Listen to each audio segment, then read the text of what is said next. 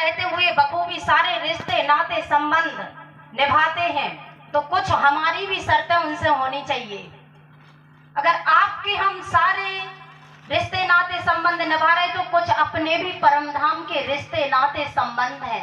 सुंदर साथ जी ने कहा है ऐसा नहीं है एक ही गांव में हमारी ब्रह्म आत्माएं हैं, हर जगह पता नहीं कहां कहां हैं, कौन कौन से भेष में है, किस किस जाति धर्म में है, हमें उनको ढूंढ निकालना है। क्योंकि हमने वादा किया है कि हम अपने क्या करके आए थे कि हम सखी तुम भूलो तो हमें जगाना और हम भूले तो तुम हमें जगाना।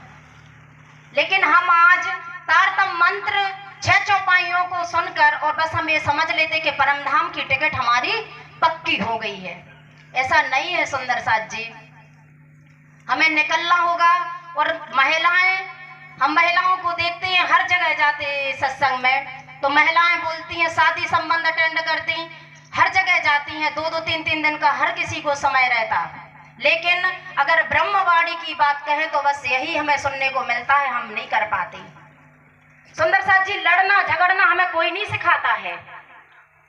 हम जब गृहस्थ जीवन में और माया के संसार में बखूबी जी लेते हैं, वह भी शान से, वो हमें कोई नहीं सिखाता। लेकिन बात जब राज्य को जाहिर करने की हो तो हम स्पष्ट शब्दों में बोल देते हैं कि हमसे नहीं होता। क्यों नहीं होता सुंदर साथ जी? क्योंकि हमारे चित्त में जो जन्म जन्मांतर के चित्त में विकार है वो हमें कभी आगे नहीं बढ़ने देंगे। आज जैसे हम घर से ठोकर मार के घर से बाहर निकले, वैसे ही हमें अपनी ब्रह्मवाणी को जाहिर करने के लिए बाहर निकलना ही होगा। अगर हम ये सोचते रहे हम कभी नहीं कुछ कर पाएंगे। सुंदर साथ जी, अगर गृहस्थ जीवन की बात कही जाए तो सब गृहस्थ में है। और दीदी एक और सुनने को मिलता कि हम चितपनी में बैठते हैं, हमें सिर्फ अंधेरा दिखाई देता। तो हमारा प्रश्न रहेगा, जब चितवन में कभी कभी श्री राज्य की शोभा ध्यान में नहीं आ पाती, उस समय आंखों के सामने सिर्फ अंधेरा छाया रहता है। ऐसी स्थिति में स्वयं को हम चितवनी में कैसे डुबोएं? तो सुंदर साथ जी, वही बात है कि हमारे अंतःकरण में जन्म जन्मांतर के हमारे चित्त में जो विकार है, मन चित्त बुद्धि अहंकार के रजोगुण एवं तमोगुण ग्रसित रहने के कारण ध्यान के समय नींद आती है या अंधेरा छाया रहता है। अब हम थोड़ी अपनी भाषा में समझाएंगे सुंदर साथ जी। कभी आपने देखा हो कोई भी कार्य अगर हम निरंतर और प्रयासरत करते हैं तो वहां हमें सफलता निश्चित मिलती है। जैसे हम 1 दिन बैठे, 2 दिन बैठे, 10 से 15 दिन बैठे, 15-15 मिनट, 20 मिनट, आध घंटा बैठे, और जब हमें कुछ नहीं दिखाई देता तो हम हार थक के बैठ जाते हैं।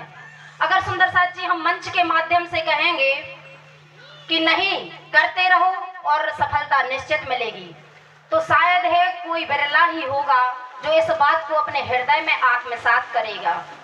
और जो आत्मसात करेगा वह सफलता की सिद्धि अवश्य प्राप्त करेगा। और चितपनी में धाम धनी के नक्शे सिक्तक के स्वरूप को वो अवश्य अपने हृदय में बसा लेगा।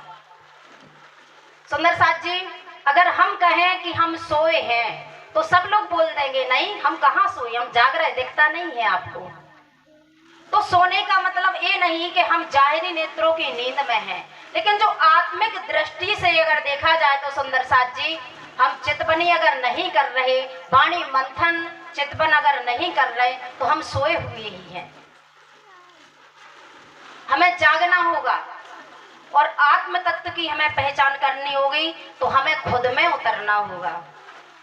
तो हमारी सभी सुंदर साथ जी से हाथ जोड़कर ब्रह्म निवेदन है कि आज जो कॉल हम परमधाम से लेकर आए थे, जागो और जगाओ का, हम कभी भी शादी संबंध समारोह में जाएं और हम अपने धनी की चर्चा, क्योंकि वो ना तो कोई कथा वार्ता है सत्यनारायण की, कोई ऐसी चीज नहीं है कि बाद में जितनी है हो गई चर्चा। चर्चा किनकी होती है? चर्चा अपने घर की होती है सुंदर साथ जी, जो कभी खत्म नहीं होती।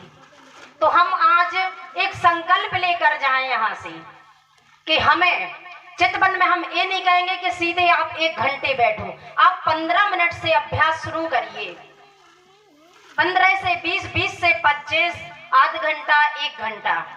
गृहस्थ जीवन में है सुंदर साथ जी, हम घर परिवार के लिए कितना अमूल्य समय देते हैं अपना, लेकिन परिवार के साथ साथ हम अपने प्राण प्रीतम के लिए एक पल का भी समय नहीं निकाल पाते। हम अपनी वाणी को यहीं विराम देंगे और सब सुंदर साथ से हमारी विनम्र अपील है कि हम एक संकल्प लेके जाएं कि हम चितवनी में बैठना शुरू करें। प्रणाम जी।